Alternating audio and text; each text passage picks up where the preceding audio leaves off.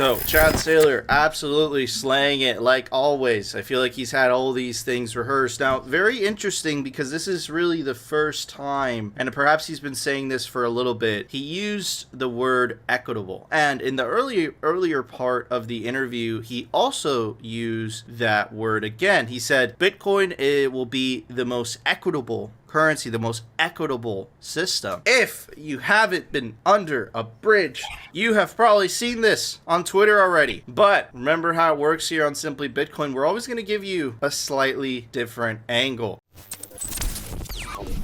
So, a couple things happening here. Once again, Michael Saylor is going on the second most popular talk show host show. Joe Rogan has 11 million average listeners. That's right, Joe Rogan. In the unlikely event you're listening to this, get the Chad Saylor on the Joe Rogan Experience. But on number 2, 3.5 average million nightly viewers, we have the famous Tucker Carlson, and he had Michael Saylor on to ask him, hey, wait a second, what's going on with Bitcoin? But there's a word that Michael Saylor uses many times during this interview, and it's a very unique word, and it's a word that we've all heard before. We'll talk about that in a sec, but first, let's check out the clip. Do you think that one of the ideas behind Bitcoin was that it wouldn't be directly correlated to the equities market? So if the S&P dropped, Bitcoin wouldn't. Are we going to see that? Well, in these markets right now, there's no simple place to hide. All the indexes are in bear market territory. Bonds don't represent a safe refuge because they're currency derivatives. No, Stocks have to grow their cash flows faster than the inflation rate. But if you zoom out 2 years since the beginning of the COVID crisis, you notice the U.S. money supply has expanded 36%. Gold is up 7%. The S&P index is up 29%. The Nasdaq's only up 19%. Bitcoin's up 229%. So if you can stomach the volatility and you take the long view, you've got a safe haven there. So, I guess the simplest measure of how you feel is what you're doing. What are you doing with Bitcoin right now? Are you buying or selling? Whenever I have some spare cash, we buy more Bitcoin. Yeah, we're taking a very, very long view toward this. The network's only getting better. Adoption is improving. Very constructive regulation is coming out of DC. And the Lightning Network is moving us closer to Satoshi's promise of letting everybody in the world trade with each other at the speed of light in a fair and equitable fashion. So you're buying? Yeah, I'll be buying at the top forever. Right? The maximalists believe Bitcoin's an instrument of economic empowerment. I'm not trying to time in the market. Right. I just want to be in it. I always want to know what people are doing, not what they're saying. So that really tells the story. Michael Saylor, great to see you tonight. Thank you very much. So, Chad Saylor absolutely slaying it like always. I feel like he's had all these things rehearsed. Now, very interesting because this is really the first time, and perhaps he's been saying this for a little bit, he used the word equitable. And in the earlier part of the interview, he also used that word again. He said, Bitcoin will be the most equitable currency, the most equitable system. People need a safe place to stand apart from the intervention of a government, an agency, or a corporation. So Bitcoin represents a fair, open, equitable network. And the Lightning Network is moving us closer to Satoshi's promise of letting everybody in the world trade with each other at the speed of light in a fair and equitable fashion. And that's something that we've heard before over the last 2 years. In fact, the current administration, one of their agenda is equitable. That's what they use all the time, right? So let's check it out, shall we? Advancing equity. Review of the Biden administration's efforts in its first year to implement a racial equity agenda, right? Moving on. Biden's equity agenda, right? And here is heritage.org.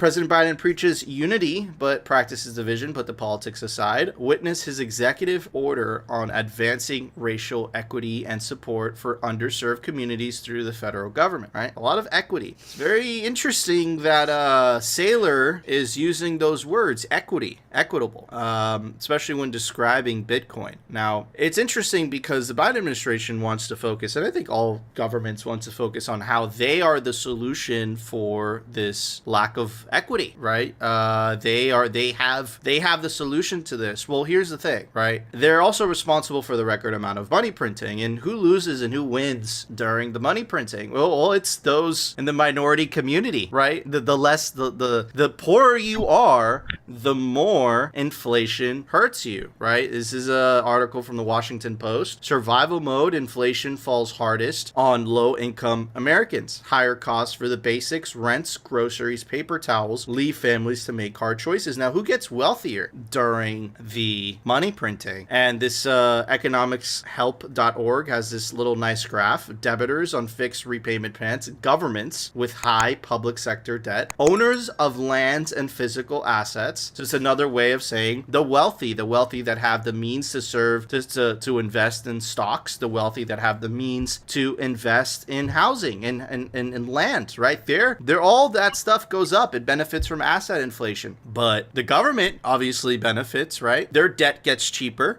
Who gets hurt the most, right? The whole economy, exporters, workers on fixed incomes, basically peasants, right? Everybody, the average Joe, the deplorable, right? So I find it very interesting that Michael Saylor is, in my opinion, this is an indirect jab. It really is. Because if this administration is really concerned, put the racial equity aside, if it's concerned about racial equity, what should it do? What should it stop doing? It should stop printing money. If you're really concerned, if you really want more equality, right? What is the single greatest cause of inequality? It's the quintillionaire effect. The more they print money, the more the rich get richer because they have their money not in cash, like the poor and the middle classes, right, that are living paycheck to paycheck. They have their money in hard assets. So they benefit from that money printing. The government benefits from that money printing. So I just find it very interesting that, and it was a couple times in that interview, I just played you guys the last part, but in the beginning, Saylor also said the most equitable system. So could it be, right, that that's a direct jab? Is that because at the end of the day, the conflict that's happening in DC right now is that you have a sect of politicians that are pushing these central bank digital currencies in order to remain in power. But at the other end, right, there's the decentralized money revolution, which is really Bitcoin. And there's clearly conflict there. We know that for a fact. We know that the Treasury snuck in a provision into the infrastructure bill. We know that Senator Cynthia Lummis has been fighting really hard in a bipartisan bill. We know that Ted Cruz introduced a bill that would make it illegal for the federal government to launch a central bank digital currency. There's conflict there. So could it be that Saylor used Tucker Carlson's huge platform to really use their words against them? Because at the end of the day, the government cannot solve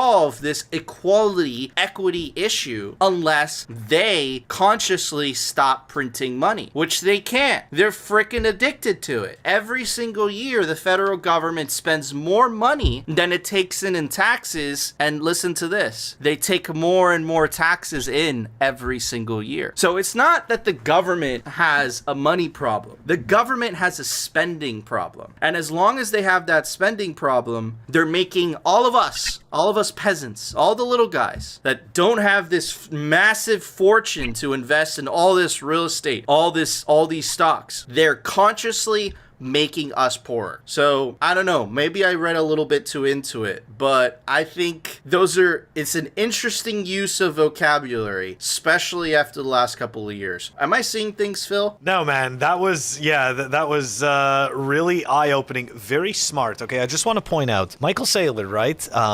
He was obviously a major proponent of the Bitcoin Mining Council, and I'm pretty sure that he's the one that started it with a few others. All this to say, he did that, and at that moment, there was then all of a sudden an anti-FUD arm in terms of the misinformation about proof-of-work mining and how it works and its wastefulness being in question. Okay, so we have that. Now, all of a sudden, we have Michael Saylor going on Tucker and using that language, right? What you just mentioned, equity. okay? So there's a very big difference between what the government means as equity and what Michael Saylor means in terms of monetary equity.